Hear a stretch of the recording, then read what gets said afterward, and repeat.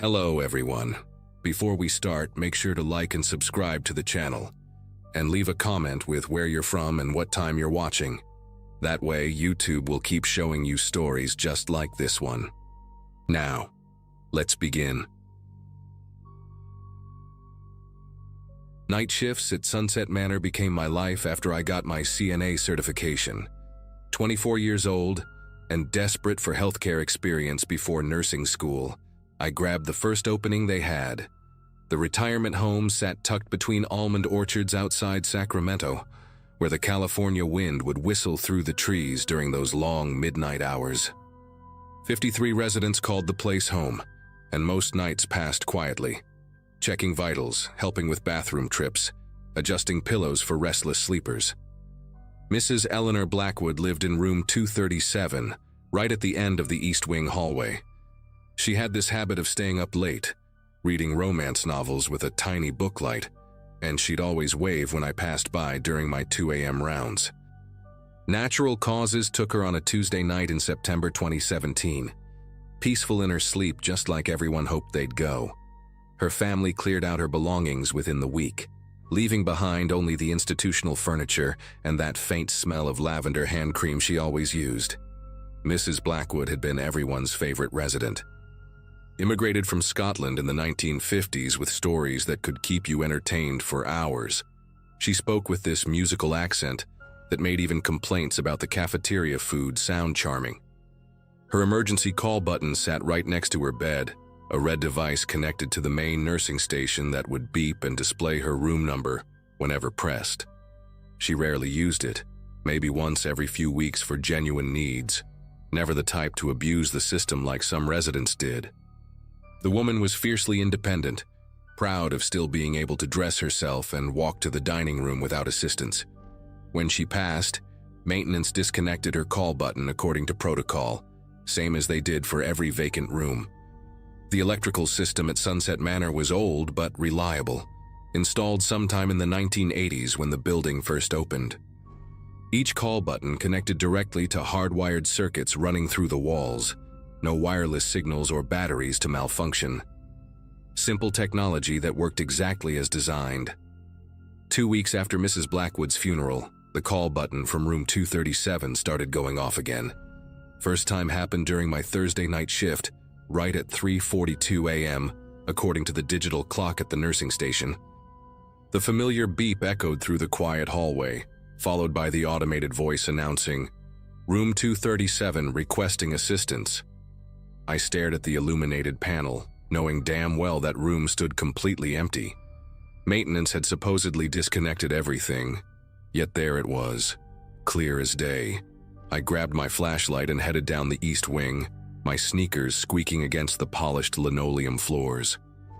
The hallway felt colder than usual, probably just the old heating system acting up again. Room 237's door stood slightly ajar, which seemed odd since housekeeping always kept vacant rooms securely closed. I pushed it open and swept my flashlight across the bare mattress, empty dresser, and that disconnected call button hanging uselessly by the bed. Everything appeared normal, sterile, waiting for the next occupant. The next night, same exact thing.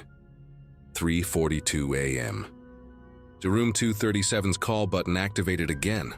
This time I marched straight to the maintenance office and left a note for Tony, our daytime repair guy, explaining the malfunction.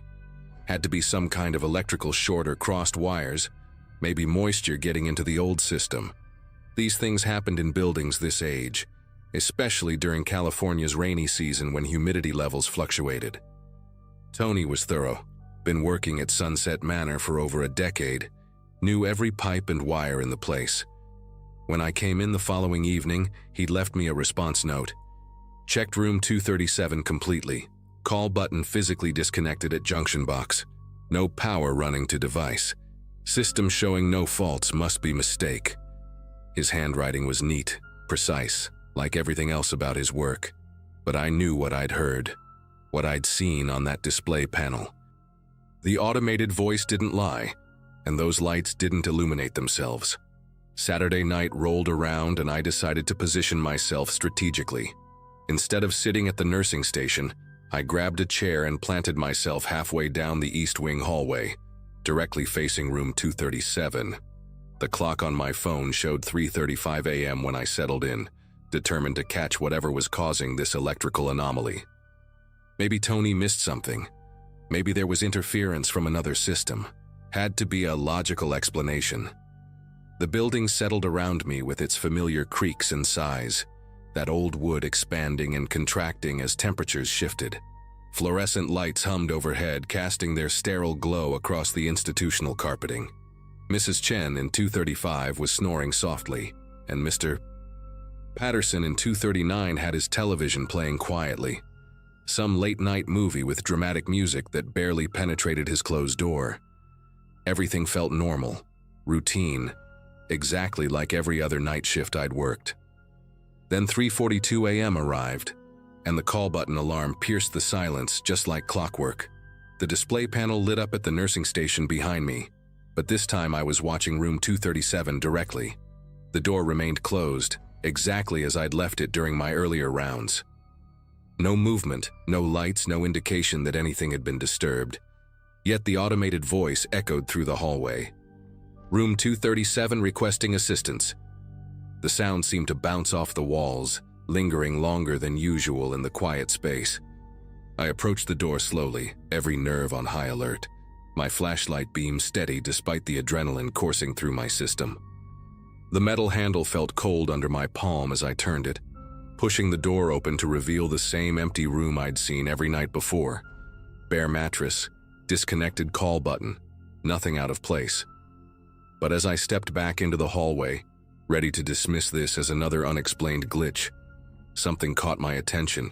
The faintest sound of footsteps moving away from me, heading toward the locked exit door at the end of the wing. My heart started pounding as I turned my flashlight toward the sound.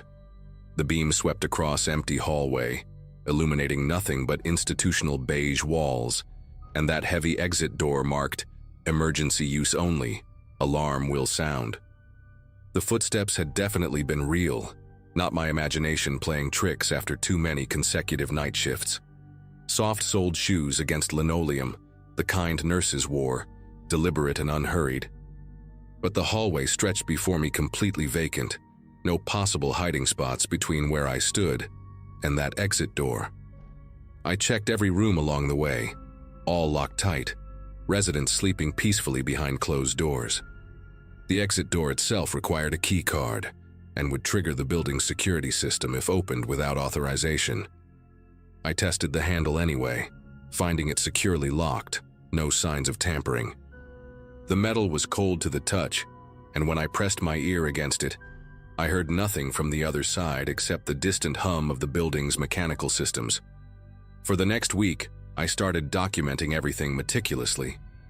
Each night at exactly 3:42 a.m., room 237's call button would activate despite being physically disconnected from the electrical system.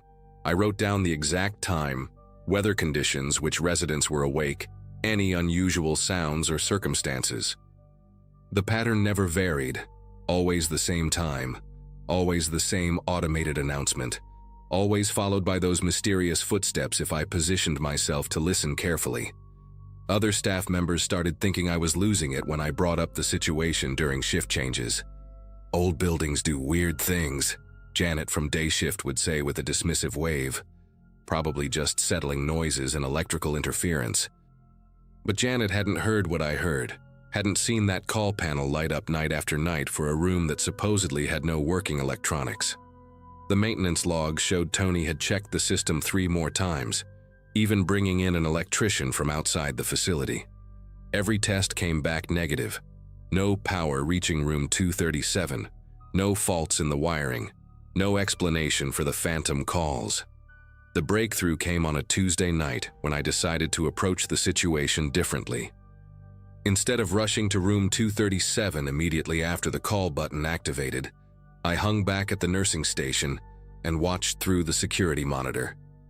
Sunset Manor had basic cameras installed in the main hallways, black and white feeds that recorded to an old VHS system in the office. The East Wing camera had a clear view of room 237's door and the surrounding area. At 3:40 a.m., I positioned myself in front of the monitor, finger ready to hit the record button on the VCR.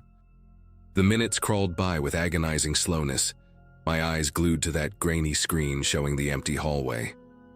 Then 3:42 a.m. arrived, the call button alarm sounded, and I watched the monitor intently.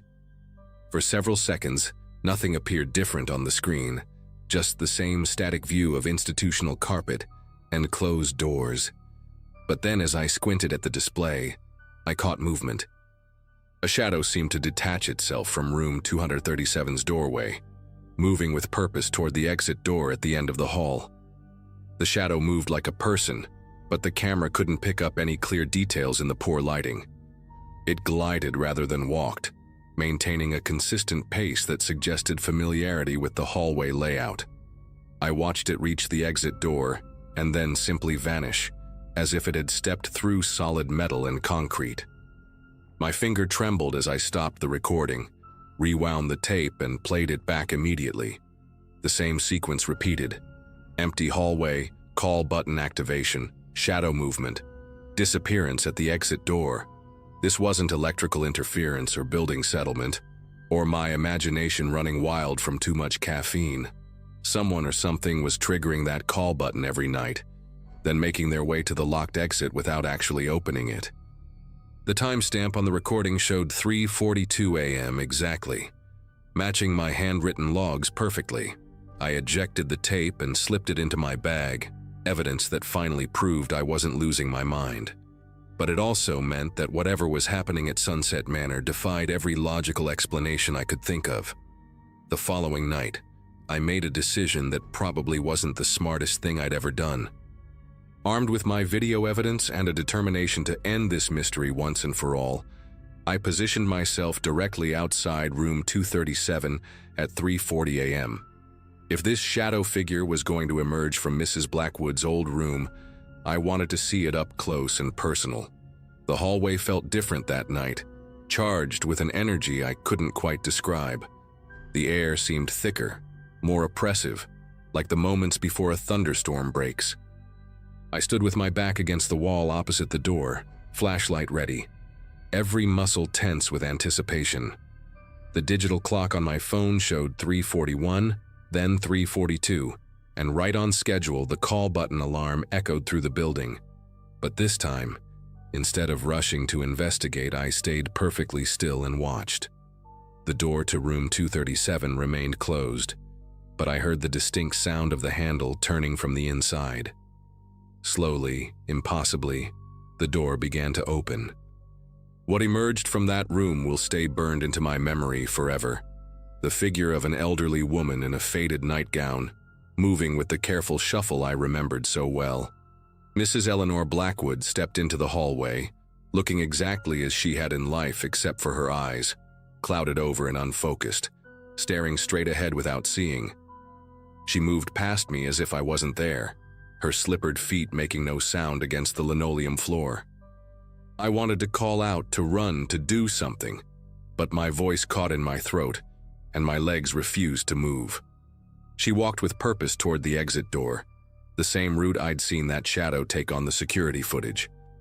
When she reached the end of the hallway, she simply kept walking, passing through the solid metal door like it was made of mist. I stood there for what felt like hours, but was probably only minutes, trying to process what I'd just witnessed. Then I walked back to the nursing station, sat down at my desk and wrote out my resignation letter.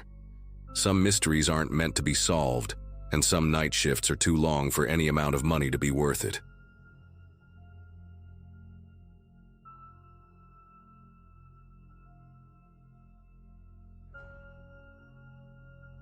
There was this stretch in 2019 when I worked the graveyard shift at a 24-hour diner just outside of Des Moines. I had just moved back to Iowa after a rough breakup in Chicago and needed something, anything, to keep the bills paid while I figured things out. The job was simple and mindless, which was kind of what I needed at the time. Most nights were dead quiet, just a couple of long-haul truckers and the same 3 old guys who came in for coffee and eggs like clockwork around 3 a.m. I didn't love it, but it felt safe in its own boring way. The diner sat right off the highway with flickering neon signs and a parking lot that always looked like it belonged in a crime scene photo. The kind of place with cracked vinyl booths and a jukebox that hadn't worked in years. My shift was midnight to 8 a.m., and I was usually alone until the morning cook came in around 6. That night started like any other. I was wiping down the counter, half watching some old infomercial on mute, when I noticed the occupied light on the customer restroom had been on for way too long. It had been at least 20 minutes. No one had come out. I knocked lightly, then called out. No response. Figuring maybe someone had gotten sick or passed out, I grabbed the key and opened the door. It hit me before I even turned on the light. This thick metallic smell that instantly made me nauseous. The moment I flipped the switch, my heart started hammering. There were bloody handprints smeared across the mirror and down the edge of the sink. One was on the paper towel dispenser, another streaked down the side of the stall. No one was inside.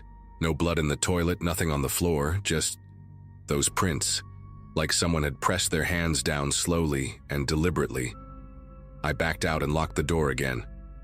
My first instinct was to check the cameras, but the monitor was mounted in a weird spot behind the counter, and the angles didn't show the bathroom door directly, only the hallway leading to it.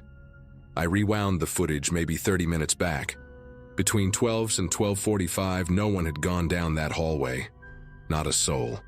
The last customer had left at 12:03, a guy in a red hoodie who got a slice of pie to go. After that, nothing. No movement.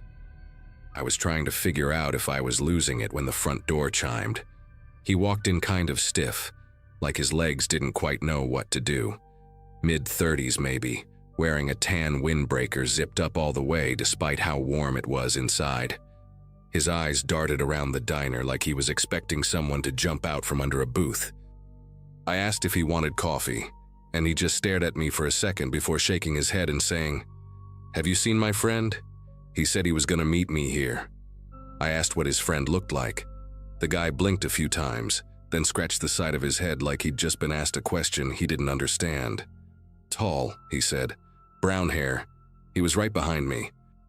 I glanced toward the cameras again, my stomach churning. Not from fear exactly, but that strange kind of discomfort you get when the world suddenly stops making sense. I just watched the feed. No one had come in with him. Not even close. I tried to play it cool, told him I hadn't seen anyone else tonight, and asked if he wanted to sit while he waited. He nodded slowly and took a booth near the window, sitting with his back ramrod straight, both hands flat on the table like he was trying to steady himself. He didn't order anything. Didn't move. I waited a few minutes before checking the footage again, just to be sure. Rewound the last few minutes, played it back frame by frame. The man had walked in completely alone. The automatic doors opened once, for him. There was no one behind him, no one lagging a few steps back, not even a shadow. I double-checked every camera angle I had. If someone else had come in, they would have had to phase through the damn walls. Still, he sat there like he was expecting someone to slide into the booth any second. When I brought him a glass of water, mostly to break the silence, he looked up at me and said, real soft, "He said the bathroom. Maybe he's in the bathroom." I didn't answer. I couldn't. I just stood there holding the glass, thinking about those blood-slicked handprints and how nobody had been seen going in. I asked if his friend had been injured or anything. He blinked again, this slow, dazed blink, then whispered, "He told me not to come in." But I came in. That's when I realized his hands were shaking under the table. I stepped back behind the counter, partly because I didn't know what else to do, partly because I needed a barrier between us. Something about the way he sat there, frozen in that exact posture, made my scalp itch. I picked up the phone and called the non-emergency line for the local sheriff's office. I didn't even know what I was reporting, just that a guy came in asking for a friend who didn't exist, and that there was blood in the bathroom no one had entered. The dispatcher said they'd send someone over. I didn't mention the cameras. I didn't mention the smell. I just wanted someone else there. The guy didn't move the entire 20 minutes it took for a deputy to arrive. He didn't even flinch when the bell over the door rang again. Deputy Carson walked in, looked at me, then over at the man in the booth. I nodded toward the hallway, and Carson went to check the bathroom first. Less than a minute later, he came back out and asked me quietly if I'd cleaned anything. I told him no. That's exactly how I found it. His face didn't change much, but he radioed for backup and an ambulance, just in case. That's when the man stood up. No warning, no sound. He walked calmly toward the bathroom, as if he had just remembered something important. Carson told him to stop, but the man didn't even acknowledge him. I watched as he reached the door, turned the knob slowly, and walked inside. Carson followed a few seconds later. I couldn't see anything from where I was, but a few minutes passed before Carson stepped out again, alone. He looked paler than when he came in. He walked over and asked me if I was sure I'd seen that man come in. I told him yes. He looked back at the hallway and said, "There's no one in there." They let me go home after that. Took my statement, copied the security footage, asked a million questions I didn't have real answers to. Nobody ever came forward looking for that man, or a missing friend, or anything connected. The footage they pulled? It showed me unlocking the bathroom, staring at the mirror, and backing out. The blood was visible, but the man, according to the copy they gave the sheriff's office, he never came in. Just a flicker of static around the time I remembered him walking through the door. I haven't worked another night shift since.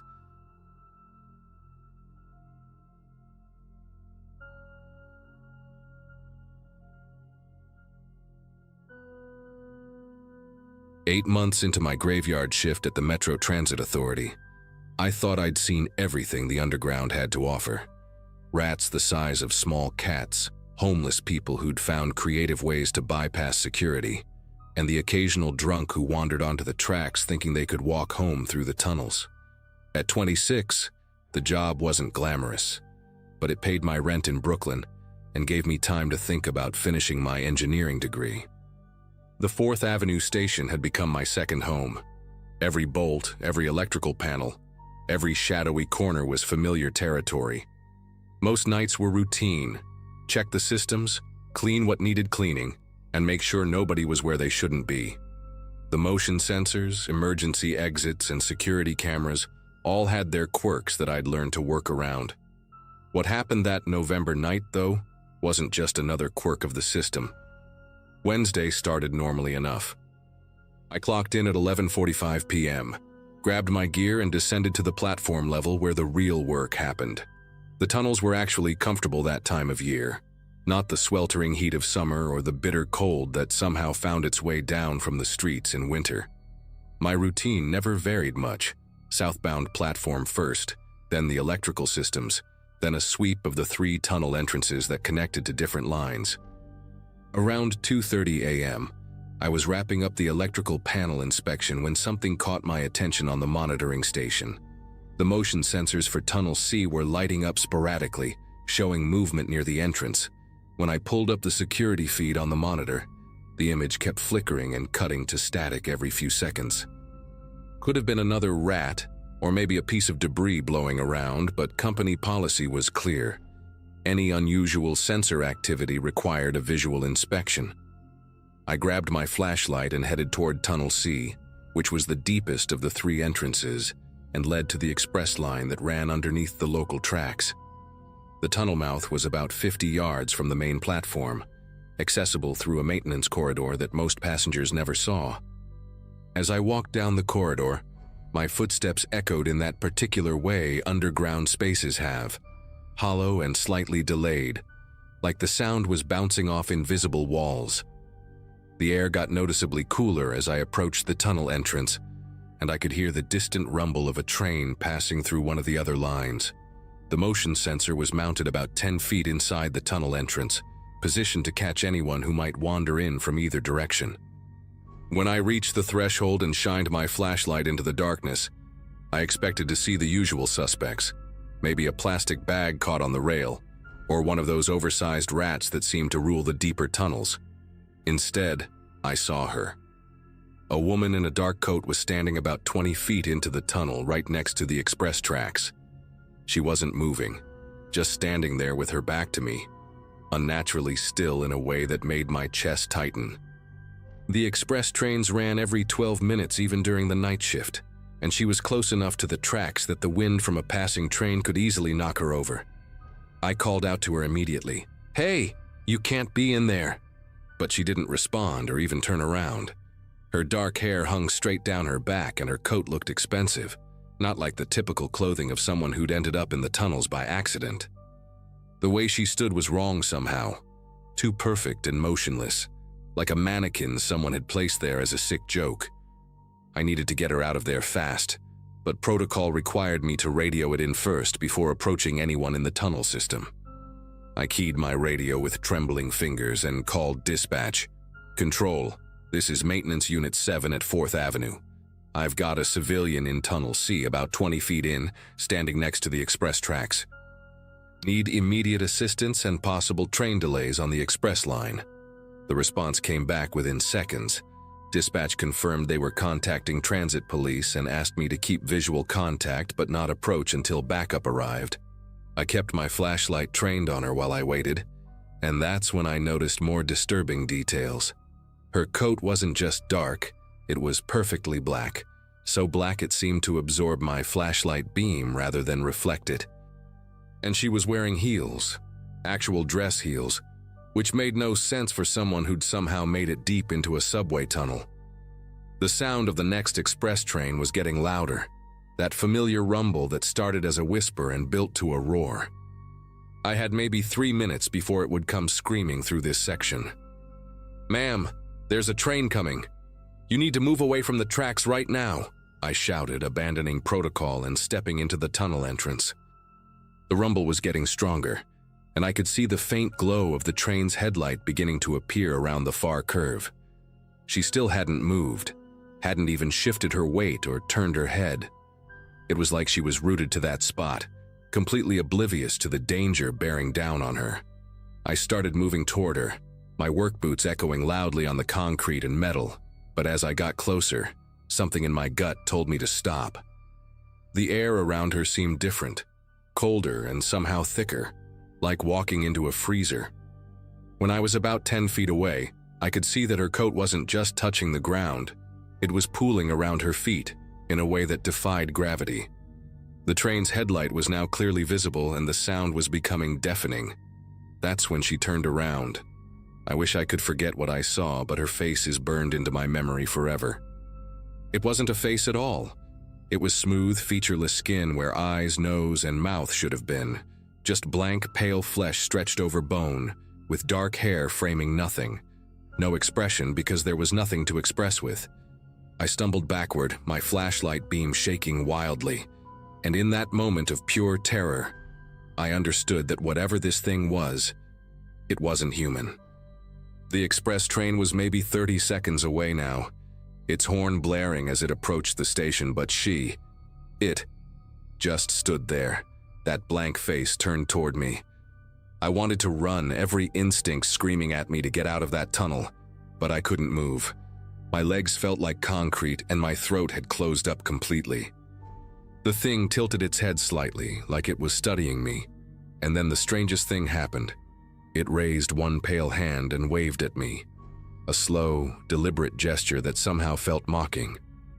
The express train hit the tunnel entrance with a sound like thunder, its headlight flooding the space with harsh white light. I squeezed my eyes shut and pressed myself against the tunnel wall, expecting to hear the horrible impact, the screech of brakes, something. But there was only the normal sound of the train passing through, the rhythmic clacking of wheels on rails, the whoosh of displaced air, the gradual fading as it continued toward the next station. When I opened my eyes and pointed my flashlight back toward where she had been standing, the tunnel was empty, completely empty. No woman, no dark coat, no sign that anyone had ever been there at all. I stayed pressed against that wall for what felt like hours but was probably only a few minutes, my heart hammering so hard I thought it might burst. The motion sensors had gone silent, showing no activity in the tunnel. Whatever I had seen was gone, like it had never existed in the first place. When I finally managed to move, I stumbled back to the monitoring station and immediately pulled up the sensor logs on the computer. The records showed the exact timeline. Motion detected at 2:31 a.m. Consistent activity until 2:47 a.m., then nothing. But here's the thing that still keeps me awake at night. According to the entry and exit sensors positioned at both ends of Tunnel C, no one had entered or left that tunnel in over 6 hours. The system tracks every person, every large object, anything bigger than a rat that moves through those checkpoints. The logs were clean, showing only my own entry at 2:35 a.m. when I went to investigate. I ran the diagnostics 3 times, checked every sensor, even called the night supervisor to verify the system was working properly. Everything checked out perfectly. According to the Metro Transit Authority's own security system, I had been alone in that tunnel the entire time. But I know what I saw, and I know it waved at me with that pale, lifeless hand. Transit police arrived about 20 minutes later. 2 officers who'd clearly been roused from a quiet night shift and weren't thrilled about checking out a possible trespasser call. Officer Williams was a veteran who'd worked the subway beat for 15 years, and Officer Martinez was newer, but had that no-nonsense attitude that comes from dealing with the city's underground craziness every night. I tried to explain what I'd seen, but even as the words came out of my mouth, they sounded insane. A faceless woman in an expensive coat, standing in a restricted tunnel, who disappeared when the train passed through. They listened politely, took notes, and did a thorough sweep of all 3 tunnels with their high-powered flashlights. They found nothing, of course. No footprints, no trace evidence, no sign that anyone unauthorized had been in the system. Williams suggested I might have seen shadows cast by the approaching train's headlight, maybe combined with some debris that got caught in the air current. Martinez was more direct. He asked if I'd been drinking or taking any medication that might affect my perception. I finished my shift in a daze, going through the motions of my remaining checks but constantly glancing toward Tunnel C. Every shadow looked suspicious. Every sound made me jump. When my replacement arrived at 8 a.m., I practically ran out of there. But I couldn't just let it go. Over the next few days, I started researching the history of the 4th Avenue station during my off hours. What I found made everything worse. The station had been built in 1976 over the site of an older terminal that had been demolished after a fatal accident in 1968. A woman named Victoria Ashford had fallen onto the tracks during rush hour and was killed instantly by an incoming train. The newspaper archives described her as wearing a dark winter coat and having long black hair. They never determined if she had jumped, been pushed, or simply lost her footing. The really disturbing part was that several witnesses mentioned how she'd been standing unusually close to the platform edge, perfectly still, for several minutes before she fell. Reading those accounts gave me chills because it matched exactly what I had seen. That unnatural stillness, the positioning near the tracks. I quit my job 2 weeks later. I told my supervisor it was to focus on finishing my degree, which wasn't entirely a lie, but the real reason was that I couldn't handle working in those tunnels anymore. Every night shift became an exercise in terror, wondering if I'd see her again, wondering if next time she might do more than just wave. I never saw the faceless woman again, but other maintenance workers started reporting strange motion sensor readings in Tunnel C over the following months. The equipment was replaced twice, but the intermittent signals continued. Management eventually just learned to ignore them, chalking it up to some kind of electromagnetic interference from the older infrastructure. I know better, though. Victoria Ashford is still down there, still standing by those tracks, still waiting for something or someone. I sometimes wonder if the faceless thing I saw was her way of showing me what death had taken from her.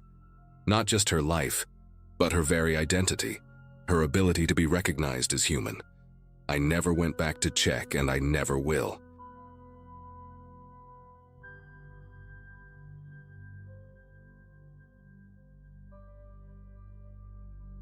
Posted this on RR Glitch in the Matrix, but figured it belonged here too. Still gives me chills thinking about it, and it happened almost 6 months ago. At the time, I was pulling overnight security shifts at Riverside General Hospital in Ohio. One of those old brick buildings from the 1970s with endless hallways and that sterile smell that never really goes away. The pay wasn't great, but the job was straightforward enough. Walk the rounds, check doors, monitor the parking areas, and make sure everything stayed quiet during those dead hours between midnight and sunrise. Most of the hospital emptied out after visiting hours, leaving just the essential staff on the medical floors, and me wandering around with my flashlight and radio. The radio system they used was pretty standard. Nothing fancy, just basic two-way communication between security, maintenance, and the night supervisors. Each of us had our own unit with a specific call number, and dispatch would log every transmission that came through the main desk. During my shifts, radio chatter was usually minimal. Maybe a maintenance guy calling about a busted light bulb, or one of the nurses requesting an escort to the parking garage. The frequencies were supposed to be secure and limited to hospital personnel only, though occasionally we'd pick up some random trucker or construction crew bleeding through on a similar channel. Never thought much of it until that particular Thursday night in March when everything started going sideways. It was around 1:15 a.m. when I first heard it. This faint, crackling voice coming through my radio while I was doing my rounds on the third floor. At first I thought it was just static or maybe someone accidentally keying their mic, but then I heard it clearly. A child's voice, maybe 7 or 8 years old, saying, "Hello? Is anyone there?" The voice was so quiet and tinny through the speaker that I almost dismissed it as interference from some kid playing with a toy walkie-talkie nearby. But we were in the middle of a hospital at night, and the pediatric wing had been closed for renovations for the past month.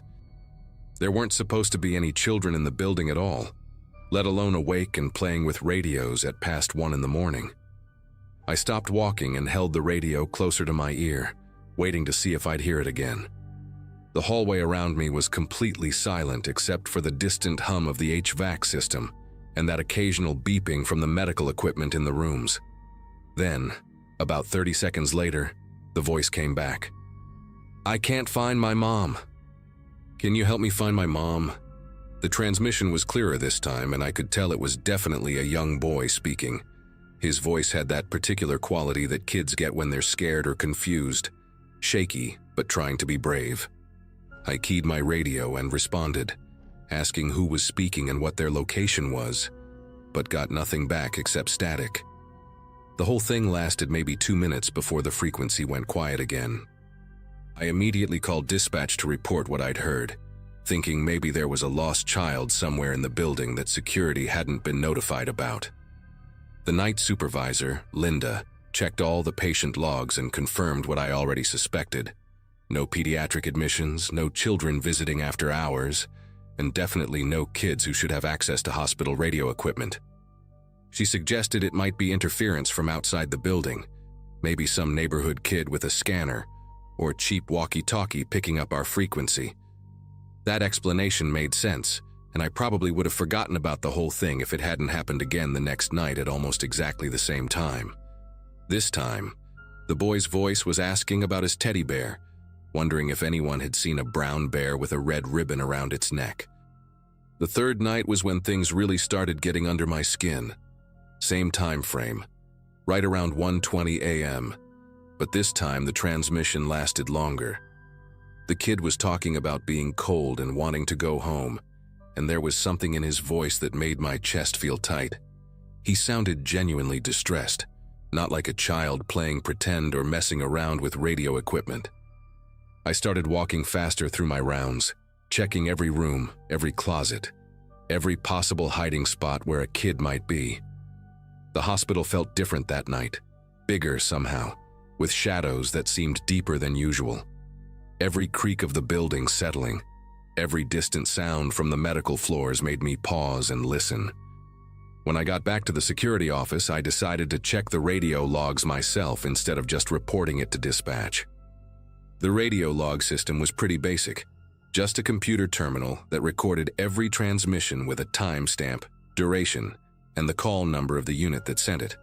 I pulled up the data from the past 3 nights and scrolled through looking for anything around the 1 to 2 a.m. time frame. What I found made absolutely no sense.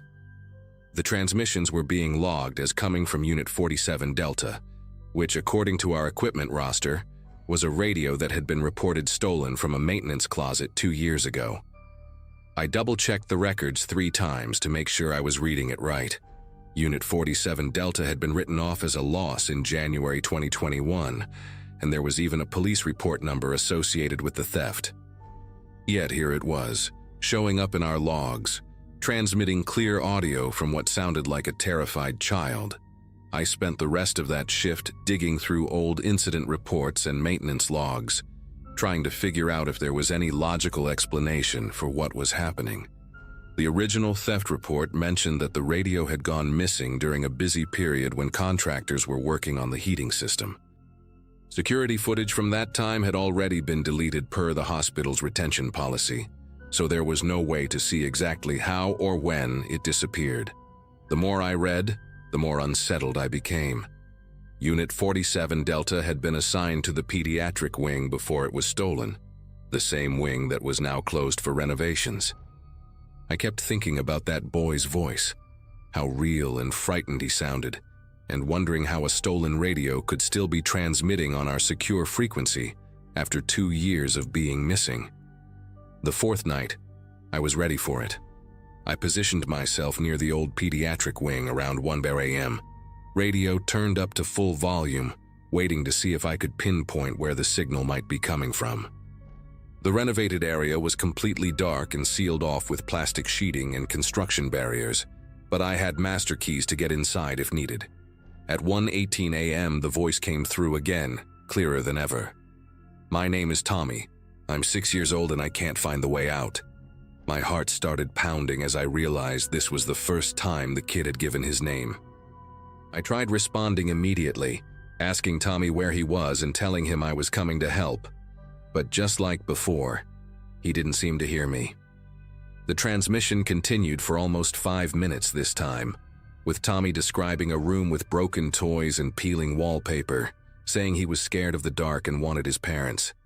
Something about his description nagged at me, so I decided to check the closed pediatric wing myself.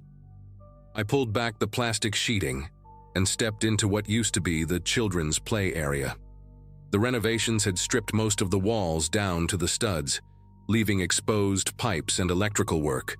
But in one corner I found something that made my skin crawl. There was an old toy box that hadn't been removed yet, filled with stuffed animals and broken games that matched exactly what Tommy had been describing. The wallpaper he mentioned was still partially visible on one wall, faded cartoon characters that were peeling away in long strips. I stood there with my flashlight, looking at this abandoned playroom, when Tommy's voice came through the radio again. "The security man is here, I can see his light." I spun around, sweeping my flashlight across the empty room, but there was nobody there. That's when I really started to panic. Tommy could somehow see me, but I couldn't see him. I called out loudly, asking where he was, telling him to come toward my voice, but the only response came through the radio. "I think I'm stuck. I've been here a really long time." I searched every inch of that playroom, moved boxes, checked behind equipment, even looked up in the ceiling tiles but found nothing. The whole time Tommy kept talking through the radio, describing exactly what I was doing. When I moved the toy box, when I checked behind the old hospital bed, when I stood in the doorway looking confused. It was like he was watching me from somewhere I couldn't reach. The worst part was how his voice started getting fainter with each transmission, like the battery in his radio was dying, and he began repeating that he was cold and wanted to go home. I ran back to the security office and called my supervisor, then the hospital administrator, then anyone I could think of who might have answers. By the time the day shift arrived, I had a dozen people crowded around the radio logs, all staring at the impossible evidence that Unit 47 Delta was actively transmitting. That morning, the hospital brought in a tech specialist who traced the signal and found something incredible. The missing radio was buried in the foundation of the new parking garage that had been built 2 years ago, right where the old pediatric wing's east wall used to be. When they excavated it, they found Unit 47 Delta still functional, somehow powered by a damaged electrical line, along with some personal items that belonged to a child named Tommy Mitchell, who had been a patient in 2021. The transmissions stopped completely after they recovered the radio, and I never heard Tommy's voice again. Nobody could explain how the whole thing worked, but I transferred to day shift the next week because those night rounds just weren't the same anymore.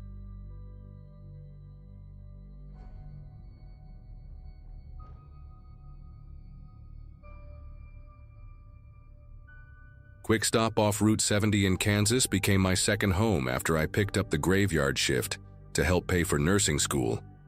At 24, the job seemed simple enough. Ring up gas, restock the energy drinks, and try not to fall asleep during the dead hours between 2 and 6 a.m. The store sat like a lonely beacon on a stretch of highway, where wheat fields stretched endlessly in every direction, and most nights I'd see maybe a dozen customers total. Truckers would stop for coffee and bathroom breaks. College kids from the nearby university would grab late-night snacks, and the occasional insomniac would wander in for cigarettes or energy drinks. After 6 months of the same routine, I thought I'd seen every type of person who traveled that desolate stretch of road. The fluorescent lights hummed constantly overhead, casting everything in that sickly yellow glow that made even the healthiest person look like they were dying. And the smell of stale coffee mixed with cleaning chemicals had become as familiar as my own perfume. During those quiet hours, time moved differently. Minutes felt like hours, and I'd find myself counting the bugs that gathered around the exterior lights or memorizing the expiration dates on the candy bars just to keep my mind occupied. The cash register was ancient, one of those loud machines that sounded like a slot machine every time it opened, and the security cameras were positioned in the corners with their red blinking lights that supposedly made people think twice about shoplifting. Most nights, the only sounds were the hum of the refrigerators, the occasional car passing by without stopping, and the country music station that played the same 12 songs on repeat. I'd gotten comfortable with the solitude, even started bringing textbooks to study during the slow periods. My manager, a guy named Pete who'd been running gas stations since before I was born, always said the night shift was perfect for students because nothing ever happens after midnight in Kansas. He was wrong about that, but I wouldn't find out just how wrong until that Tuesday in February, when everything changed. It was 3:17 a.m. when I first noticed him, and I only remember the exact time because the digital clock above the register had been stuck on 3:16 for what felt like an eternity, then suddenly clicked over, just as headlights swept across the parking lot. A dark blue sedan pulled up to pump number 3, and through the windows, I could see it was an older model, maybe from the early 2000s, with a dent in the passenger side door and a bumper sticker I couldn't quite make out. The man who got out was average height, wearing a brown leather jacket that looked like it had seen better decades, and jeans that were faded in that way that comes from years of wear rather than fashion. What struck me immediately was how deliberate his movements were, not rushed like most people at that hour, but careful, almost rehearsed. He pumped exactly $12 worth of gas, no more, no less, watching the numbers on the display with an intensity that seemed excessive for such a mundane task. When he finished, he walked toward the store with the same measured pace, and I noticed he kept his head down, never once looking directly at the security cameras. The bell above the door chimed as he entered, and he moved through the aisles with purpose, like he knew exactly where everything was despite this being his first time in the store that I'd seen. He grabbed a small bag of salted peanuts from aisle 2, a bottle of water from the refrigerated section, and a pack of spearmint gum from the display near the counter. The total came to $4.67, and he paid with exact change. Not credit, not a $5 bill that would require change, but exact coins down to the penny. When I tried to make small talk, asking how his night was going, he just nodded slightly and made a sound that might have been fine, but was so quiet I couldn't be sure. His eyes never met mine directly, but I could feel him watching me as I rang up his items, studying my movements the same way he'd studied the gas pump. There was something about his presence that made the store feel smaller, like the walls had moved in a few inches while he was there. After I handed him his receipt, he stood there for maybe 10 seconds longer than necessary, not saying anything, just existing in that space between the counter and the door before finally turning and leaving without a word. The next night, Wednesday, I'd almost forgotten about him until 3:17 a.m. rolled around again. Same headlights, same blue sedan, same pump number 3. I watched through the window as he went through the identical routine. $12 of gas, same careful attention to the display, same deliberate walk to the store. When he came inside, he traced the exact same path through the aisles, picked up the same items in the same order. Peanuts, water, gum. Same total, same exact change.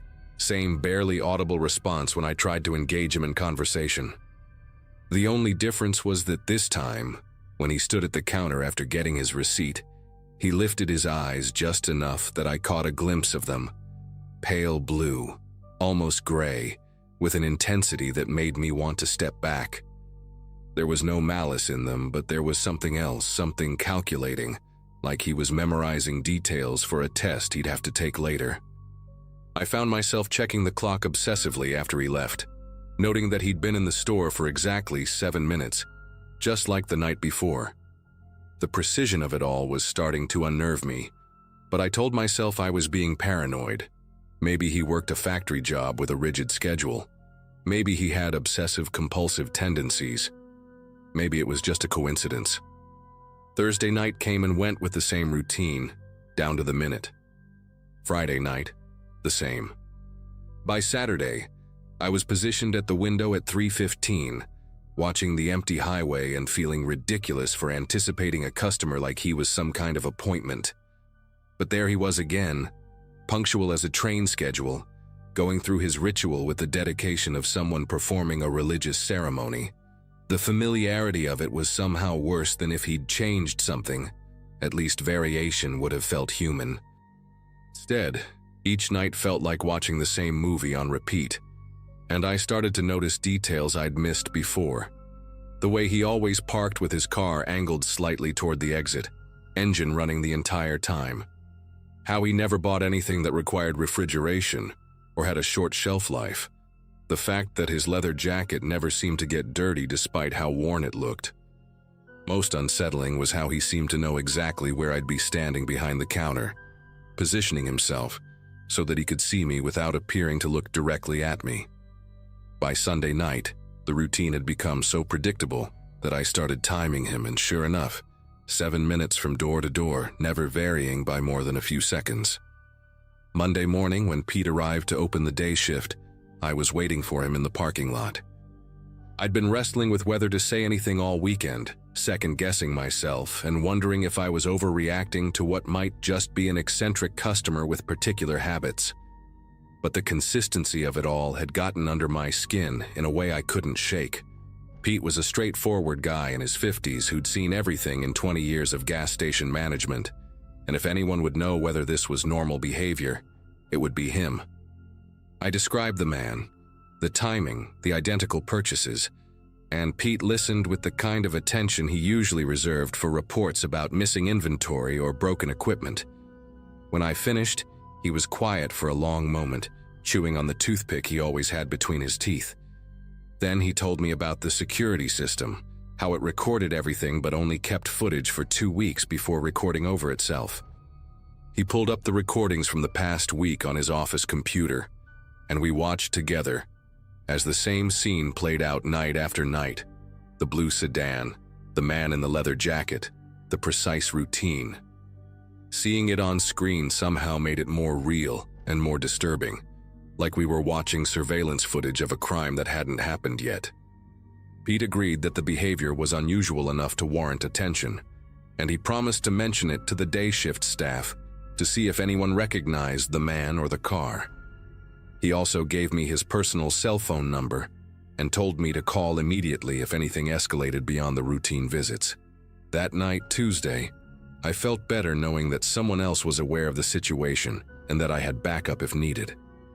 I positioned myself at the counter with Pete's number already pulled up on my phone, ready to hit call if necessary. 3:15 came and went with no sign of the blue sedan. 3:17 passed, then 3:20, then 3:30.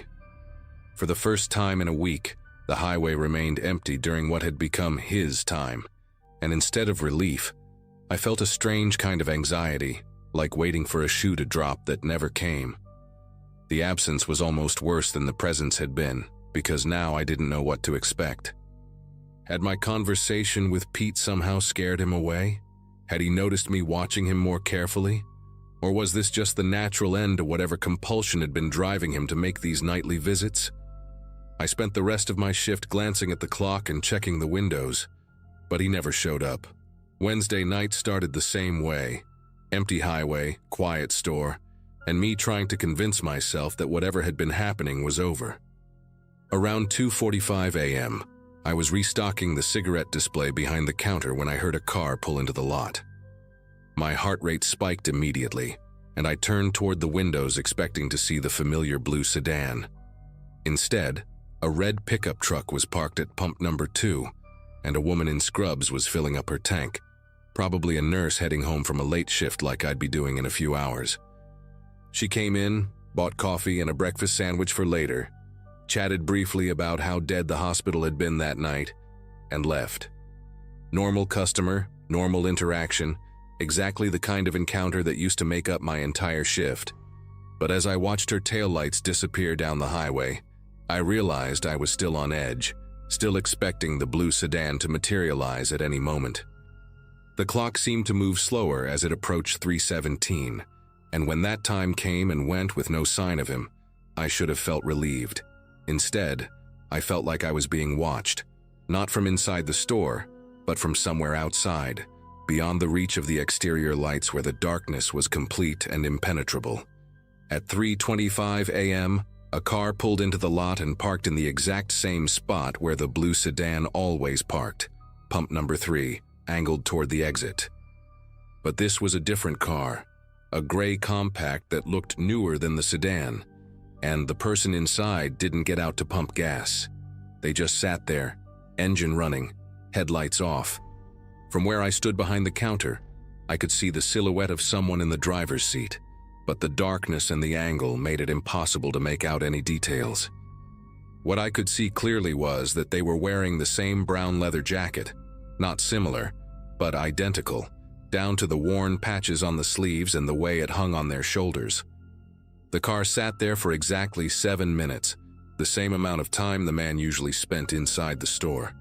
And during that entire time, I felt like I was being studied through the windows. My heart was pounding so hard I could hear it over the hum of the refrigerators, and I found myself backing away from the windows, trying to stay in the blind spots where the person in the car couldn't see me. When the 7 minutes were up, the car pulled away slowly, deliberately, without the driver ever getting out or acknowledging my presence in any obvious way. The moment the gray car disappeared from view, I called Pete. It was nearly 3:35 a.m., and I knew I was waking him up, but the situation had crossed a line from strange to genuinely frightening. Pete answered on the 4th ring, groggy but alert when I explained what had just happened. He told me to lock the doors immediately, and only open them for customers who actually needed to come inside, and he'd be there within 20 minutes. While I waited, I reviewed the security camera footage from my phone app, rewinding to capture the gray car's arrival and departure. The video quality wasn't great in the darkness, but it clearly showed the 7-minute timeline and confirmed that the person inside had been wearing the same distinctive leather jacket. When Pete arrived, he brought coffee and a serious expression, and we spent the remainder of my shift going through the footage together and discussing what this could mean. The working theory was that either the original man had switched cars to avoid detection, or someone else was deliberately copying his routine. Both possibilities were disturbing in their own way. Pete decided to file a report with the local sheriff's department and recommended that I request a transfer to day shift for my own safety. I never worked another night shift at that quick stop. Pete called me 2 days later to tell me that the sheriff's deputy had reviewed all the security footage and filed it as a suspicious activity report, but without any actual crime being committed, there wasn't much they could do besides increase patrols in the area. The day shift manager, a woman named Betty, mentioned that she'd asked around town about a man in a brown leather jacket driving a blue sedan, but nobody recognized the description.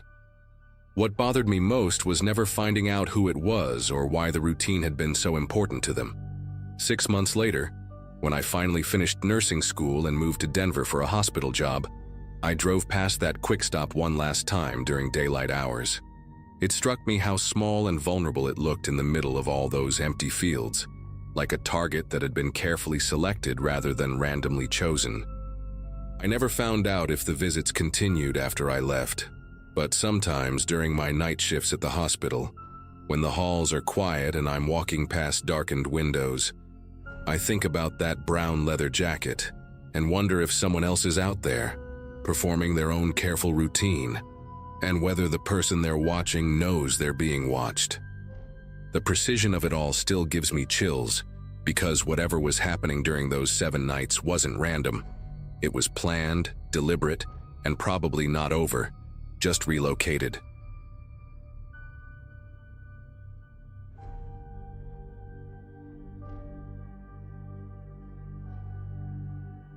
You'd be surprised how quiet a funeral home can get after nightfall. Not peaceful quiet, more like the kind that builds pressure in your ears, like the building itself is holding its breath. Back then, I was working part-time at Weaver & Sons, the only funeral home in a small Kentucky town called Halverton. I was 26, still figuring things out, and the job had kind of fallen into my lap through a friend of my uncle's. Most nights were uneventful. Tidy up, log the visitor book, check the chapel lights, and make sure nobody left a program or tissue box behind. It wasn't glamorous work, but it paid enough to keep the lights on in my apartment above the bakery downtown. That night had been a service for a local man named Harold Finch, someone I barely knew except that he used to own the hardware store and had a fondness for model trains. The turnout had been decent. Lots of old-timers, a few grandkids, the usual hushed condolences and Kleenex exchanges. Everything wrapped up around 8:30 p.m., and by 9:15 I was doing my rounds, making sure the front doors were locked and the last of the coffee urns were scrubbed out. The viewing room, what we called the main chapel, was dimly lit, with just the aisle sconces and one overhead fixture above the casket still on. It's protocol to leave some light in there overnight. Creepy, but standard. I was halfway through loading the dishwasher in the staff kitchenette when I heard it. 3 knocks, sharp and spaced evenly, like someone rapping knuckles against a heavy wooden door. I paused, thinking maybe it was just the sound of the building settling. But it came again, same rhythm, same pressure behind it. It wasn't coming from the front entrance or the office. It was coming from the chapel, where Mr. Finch's body still lay. I hesitated for a second, hand still on a mug, and then walked over to the small desk in the hallway where the security monitor sat. We only had 3 cameras, front door, back hallway, and a wide angle fixed on the chapel from the far end. The chapel feed was on a slight delay, but clear enough. I watched it as I stood there, arms folded, trying to rationalize what I'd heard. The viewing room was empty. Rows of chairs, Mr. Finch's casket at the front, and the faint glow from the lights. I let it play for another 10 seconds and then, clear as day, a figure moved into frame. Tall, broad-shouldered, wearing what looked like a dark coat. They didn't walk in. They walked out, straight through the middle aisle, past the rows of empty chairs, and out of view toward the side door that should have been locked since before sunset. But what made my jaw tighten wasn't just the fact that no one else had come in. It was that the side door never opened. Not once. I stood there for a solid minute, just staring at the screen like it would give me an explanation if I waited long enough. The playback didn't glitch. The lighting didn't flicker. There was no shadow play or trick of the eye. Someone, or something, had walked out of that room. I backed up the footage and watched it 3 more times. Same result. No entry, just an exit. I tried convincing myself it could have been a reflection, maybe a staff coat hanging on a chair catching a weird light angle. But deep down I knew that figure had movement, real movement. Weight, presence. It moved like it had intention. I decided to check the viewing room in person, half out of habit, half out of some irrational hope that seeing it in real life would make it less weird. I walked slowly down the main hallway, past the flower arrangements that still smelled too sweet in the quiet. The air felt heavier near the chapel doors. Not cold, not warm, just thick.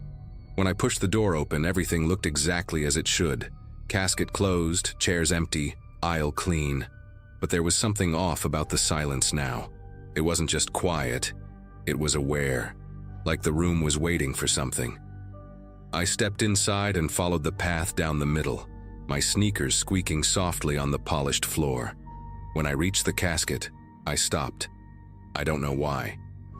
Maybe I expected to see the lid cracked or the flowers moved. But no, everything was intact, except for one thing. One of the chairs in the third row was angled just slightly out of line with the others, like someone had been sitting there and got up in a hurry. I hadn't noticed it before, and we always realign everything at the end of a service. It bothered me in a way I couldn't explain, like seeing a photograph that's been tilted just a few degrees on the wall. Not wrong enough to fix immediately, but just enough to gnaw at the back of your mind. I didn't touch the chair. I just backed out slowly and headed to the side exit door the figure had supposedly gone through. It was locked. Deadbolt still turned. I even tugged at it twice to be sure. Then I walked around the building, stepped outside into the gravel lot, and checked the exterior handle. Also locked. No footprints, no signs of someone having slipped through. And there were motion lights on that side. Nothing had triggered them. I stood there in the dark with my breath hanging in front of me, trying to come up with some explanation that didn't involve words like ghost or entity or anything that would make me sound like I'd lost it.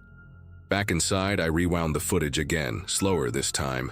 The figure wasn't blurry, but the details stayed just out of reach, like it was being filmed through a pane of dirty glass. No face, no features I could make out. Just height, shape, movement. I froze the frame where it was halfway down the aisle and stared at it, searching for anything. An ID badge, a reflection, even a weird glitch that could explain it. But it was solid, like it belonged there. That was the part that messed with me the most. It didn't move like an intruder. It moved like someone finishing something, like they were done and ready to leave. The rest of the night dragged. I locked every door again, shut off the remaining lights, and left the chapel last. On the way out, I grabbed the little logbook we kept on the front desk, the one where guests signed their names. I flipped through the last page and scanned the entries from earlier. Most were family or locals I recognized, but one stood out. Slanted handwriting, black ink, just a first name, Royce. No last name, no message. I didn't remember anyone by that name during the service. I called Jenna, the other assistant who'd been on shift earlier, and asked if she'd seen anyone unfamiliar that night. She paused, then said, "There was a tall guy in the back who didn't really talk to anyone. Thought he was a cousin or something." The next morning, I asked Mr. Weaver, the owner, about Royce. He flipped through the registry and shrugged.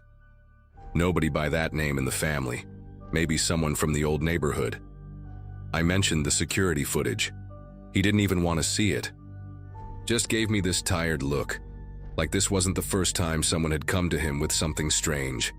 "This place has been here since 1954, he said. "Things linger. Don't let it follow you home." That last line sat with me for weeks. I started keeping a small cross in my glove box, left the hallway lights on in my apartment more than I used to. Eventually, I stopped working nights altogether. Switched to day shifts, then left the job 6 months later when something else opened up at the county clerk's office. Never told anyone else about it. Not because I was afraid they'd call me crazy, but because part of me felt like I wasn't supposed to. Like saying too much would pull whatever that thing was back into my life. I don't know who Royce was, or what he was doing in that room alone after everyone had gone.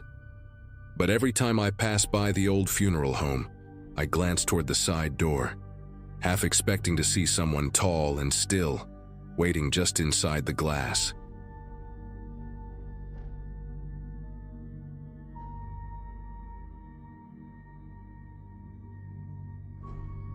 So I work nights as a janitor at this massive corporate building in downtown Portland. Been doing this gig for about 3 years now, And honestly, it's pretty decent work. The pay isn't amazing, but I get health benefits, and most importantly, I work alone. No office politics, no small talk, just me, my cleaning supplies, and 42 floors of empty cubicles and conference rooms.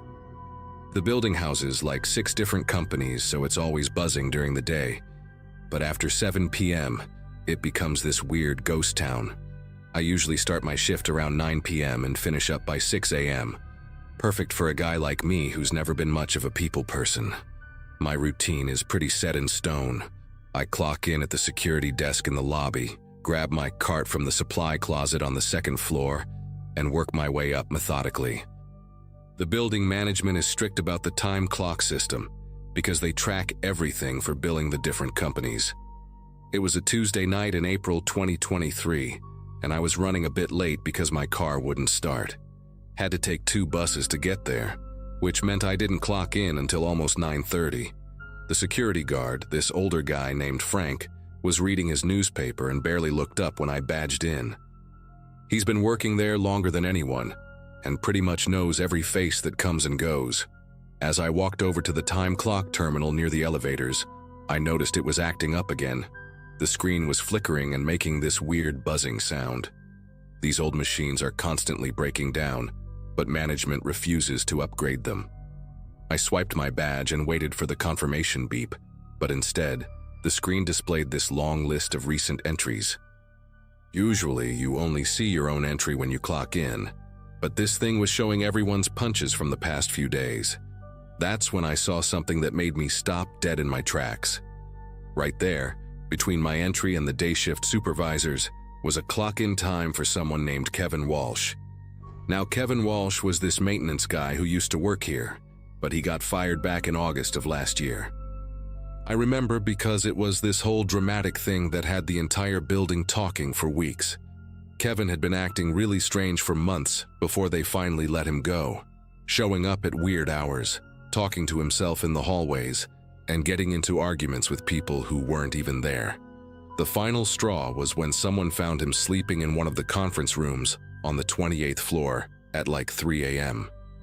Security had to escort him out, and Frank told me later that Kevin had been ranting about how the building needed him and how he wasn't finished with his work here yet.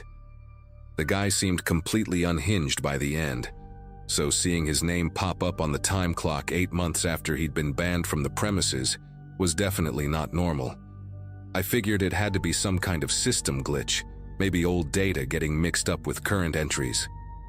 These machines are ancient and prone to all sorts of technical issues, but as I stared at that entry, I noticed the timestamp was from just 2 hours earlier, 7:47 p.m.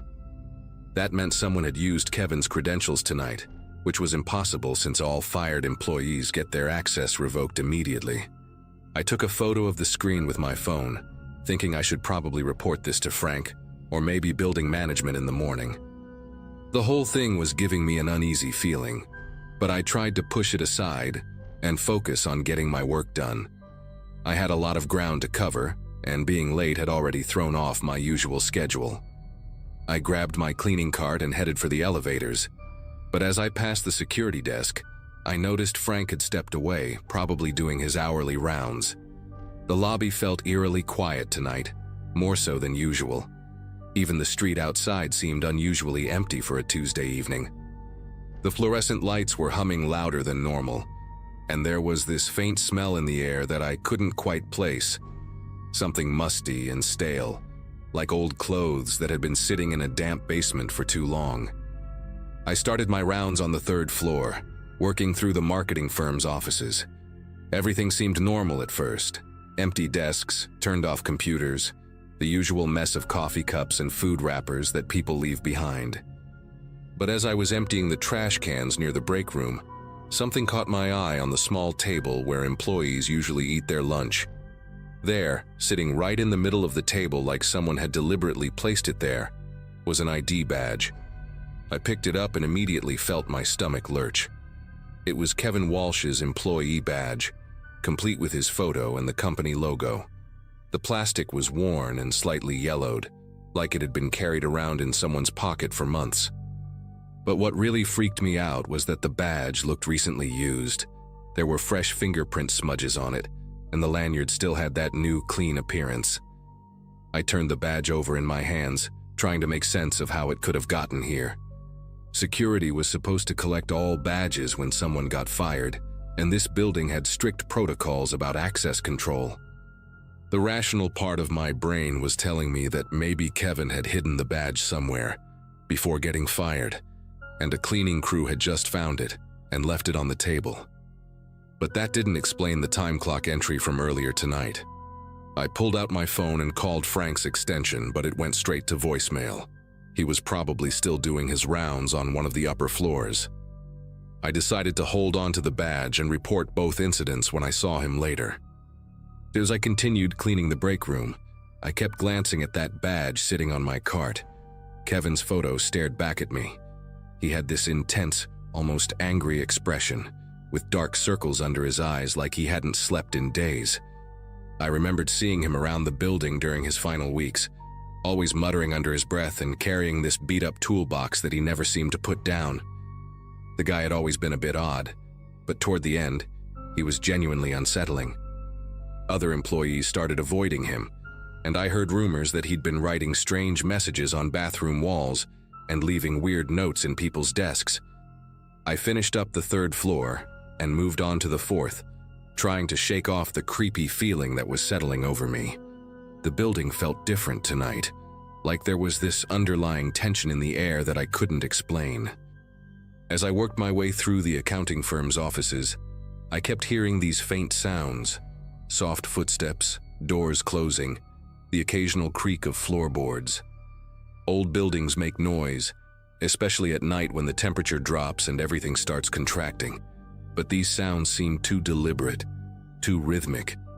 I found myself pausing every few minutes to listen, but whenever I stopped moving, the sounds would stop too. It was like someone was matching my pace, staying just far enough away to avoid being seen. By the time I reached the 7th floor, I was genuinely on edge. This floor housed a small law firm that only occupied half the space, leaving the eastern wing completely empty and supposedly locked off. But as I passed the security door that separated the two areas, I noticed something that made my pulse quicken. The door was slightly ajar, maybe an inch or two, and there was a faint light coming from somewhere beyond it. I approached the door carefully and peered through the gap. The empty wing should have been pitch black, but I could see this dim, yellowish glow coming from what looked like the far end of the hallway. It wasn't the harsh white light of the building's fluorescent fixtures, but something softer and warmer, like a desk lamp or maybe even candlelight. I tried the door handle and found it unlocked, which was definitely not supposed to happen. Building policy required all unused areas to be secured at all times, and only senior management had keys to these sections. I pulled out my phone to call Frank again, but realized I was getting no signal up here. Cell reception in this building was always spotty, especially on the higher floors where all the steel and concrete interfered with the towers. I stood there for a long moment trying to decide what to do. Part of me wanted to just close the door and pretend I never saw anything, but I knew I'd have to report it eventually. If someone was squatting in the building or if there was some kind of security breach, it was my responsibility to investigate. I pushed the door open wider and stepped into the darkened hallway, immediately noticing that musty smell again, but stronger now. The hallway stretched out in front of me, lined with empty offices that hadn't been used in over a year. Most of the doors were closed, but a few stood open, revealing dark spaces filled with nothing but dust and old carpet stains.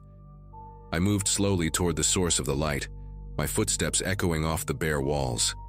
The building's ventilation system seemed louder here, creating this constant low hum that was almost hypnotic. As I got closer to the end of the hall, I could see that the light was coming from a corner office, the one with the big windows that overlooked the street. I stopped just outside the doorway and listened. There was definitely someone in there. I could hear the faint sound of papers rustling, and what sounded like someone mumbling or talking quietly to themselves. My heart was pounding so hard I was sure whoever was inside could hear it. I took a deep breath and stepped into the doorway, and what I saw made me want to turn around and run. The office had been turned into some kind of makeshift living space. There was a sleeping bag spread out on the floor, surrounded by empty food containers, water bottles, and stacks of papers covered in handwritten notes. But what really disturbed me was the person sitting at the old desk in the corner, hunched over what looked like building blueprints or floor plans. Even though I could only see his back, I recognized the greasy hair and the worn flannel shirt immediately. It was Kevin Walsh, and he was very much alive and apparently living in this abandoned office. He hadn't noticed me yet. He was too focused on whatever he was writing, muttering under his breath in a way that reminded me of those final weeks before he got fired. The desk was covered with dozens of sheets of paper, all filled with his cramped handwriting, and there were photos taped to the wall above the desk.